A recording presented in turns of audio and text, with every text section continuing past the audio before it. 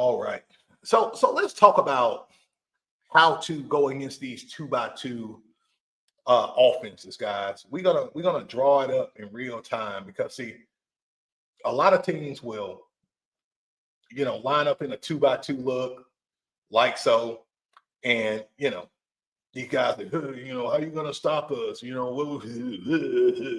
you gonna stop us now? Look, I'm gonna go ahead and put y'all on game about this 2x2 stuff. All right, I'm gonna put you on game.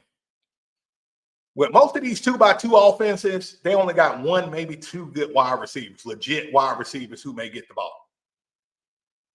Y'all got me. Like literally, like they may have a good, vertical guy that they want to, get ISO with, and then they may have a good um, slot guy that they want to get the ball to in space. Okay, like literally. That's when they line up in these 2x2s, they want to. This is what they want to do. They want to get your guys out of the box. Okay, they want to spread you out. They want you all freaking out, spreading you out. They want safety creeping over. And then you know what they're gonna do? They're gonna get a ball to that H back in the middle or off tackle. So he got more room to run in space. And usually that H back is some, short, vertical, speed demon, but some short kid that's going to do a lot of damage. Okay. So what we do, guys, a lot of guys think you got 8 men in the box, and we're just gonna spread you out and we're gonna just throw it. No, guys, no. Just because it's a 4-4 Reaper defense and our objective is to stop the running game, don't mean we don't have multiple concepts that we freaking run in the 4-4 Reaper defense, right? A lot of guys think we only run one play, right? We maybe two tops, maybe three if we get a good team. No, man, we got about 28 plays, 28 different looks we can do in the 4-4 Reaper. Okay, guys. So when they're lined up in this 2x2 look, this is critical. All right. When they're lined up in this 2x2 look, we go into our cloud look. Okay. We go into our cloud look. Our cloud look is very simple rules. Okay. Very simple. Our outside linebackers, they're going to line. I like for them to line up basically on the outside shoulder of that slot receiver. Y'all tell me why I want our outside linebackers to line up on the outside shoulder of those slots. Let me know. That's what we want to do, though. We want our outside linebackers to line up on the outside shoulder. Okay. Now, in terms of our coverage, most youth football teams will try to run man coverage. They'll try to go man coverage with the slot. We don't do that. Okay. We don't do it. We're playing the hooks and curls. Exactly. Somebody, y'all against, man, y'all smart. Y'all been smart. Y'all smart. We play the hooks and curls. Because if we're playing the hooks and curls, guess what? I don't care if this kid going crazy, razzle-dazzle, blah, blah, blah, blah, blah. I don't care what he's doing, right? We're going to play our zone. We're not moving. We're anchoring in the hooks and curls. Y'all got me? We're anchoring. And so if they try to run some kind of pop pass, we got them. If they try to run some kind of crossers, you will see kids try to run crossers. We got them. They may try to do a bubble screen. We got them. Y'all got me on that. So we don't let them dictate what we do because that's what they're trying to do. We're not even moving. The only way we're gonna move is if this guy, goes deep, goes far. Y'all got me on that. But again, why do the outside linebackers line up on the outside shoulder of this slot? Let me know, guys. Let me know.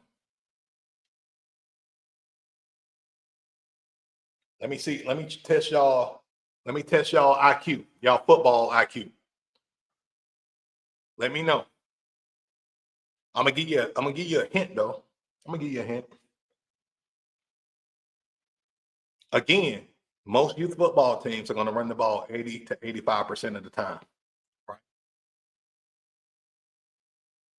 That's the hint. Most youth football team. Okay. Y'all warming up. There we go. There we go. Most teams are going to try to spread you out. Here's the answer. Most teams are going to try to spread you out.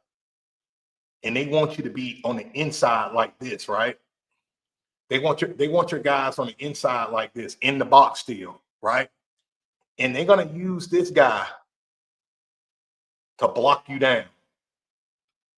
Try to block you down, right? And then guess what they may do? With this guy, they may run an end around. They'll have this kid that's a lead blocker. Let's say a lead blocker to the outside. They get this kid the ball on the end around. Now they got numbers on you. They hit the sideline, and that's how a lot of you guys give up touchdowns. Y'all see that? That's what these spread teams love to do. Okay. Another thing, they're trying to do again. They're trying to,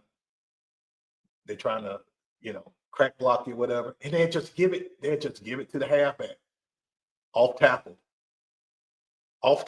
or they may hit it on the inside, whatever their play is, but they're trying to isolate your best tacklers.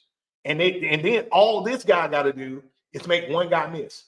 If your DN make a bad angle, a terrible angle or something, again, it's over. Another explosive play for them. Don't buy into the crow.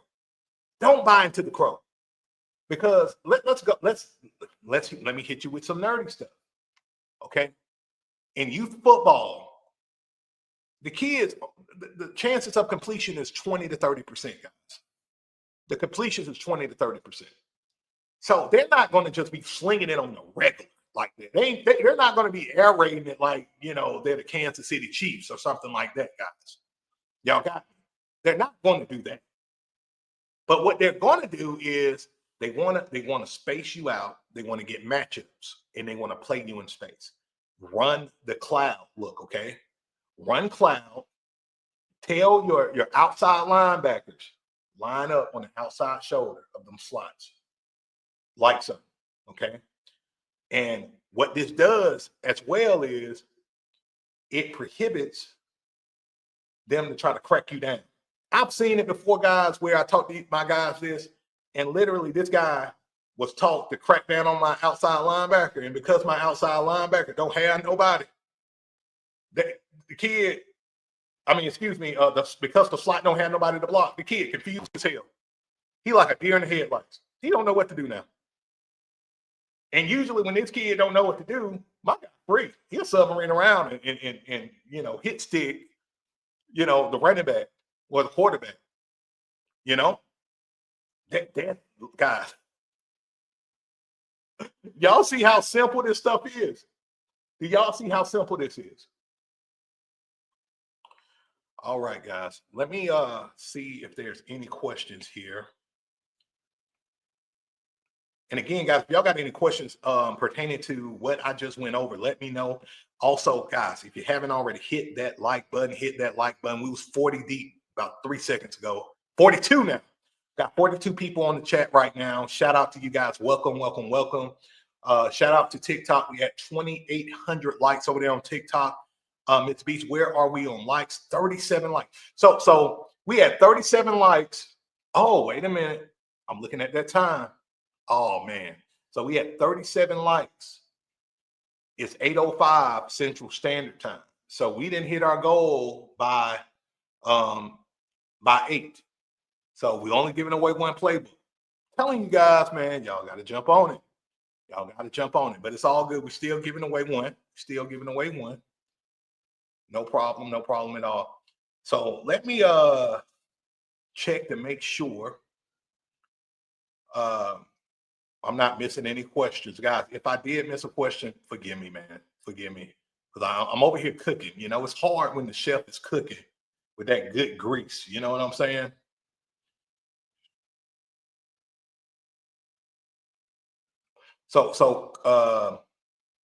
Make sure. So Robert says, how are you going? Let me pull it up. How are you going to stop a 6-man front?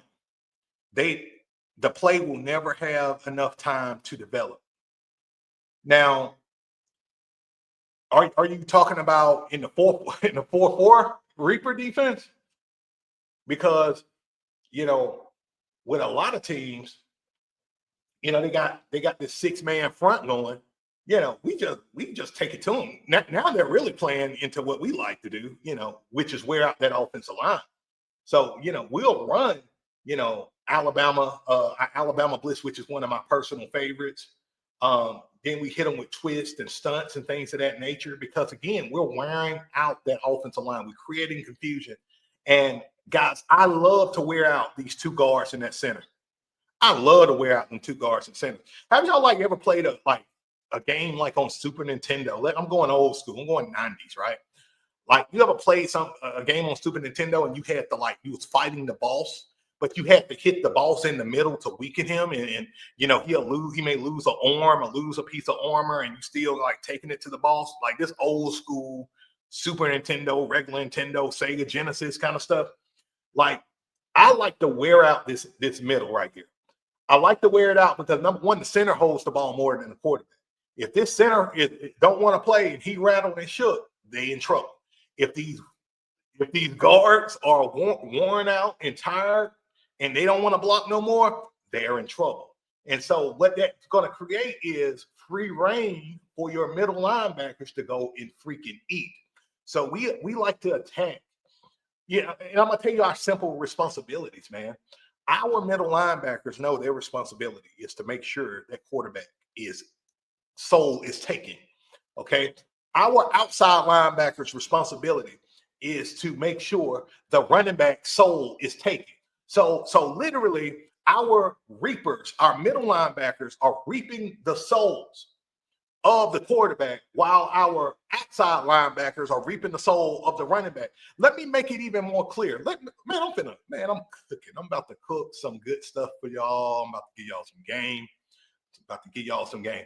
So let me make this really simple for you guys, okay? Really simple. Our defensive end and our outside linebacker, they're looking to stop this running back. That's on both sides. Our defensive ends and our outside linebackers, we're going for the running backs on both sides. Okay? Our interior, our defensive tackles, our interior linebackers are going for that quarterback.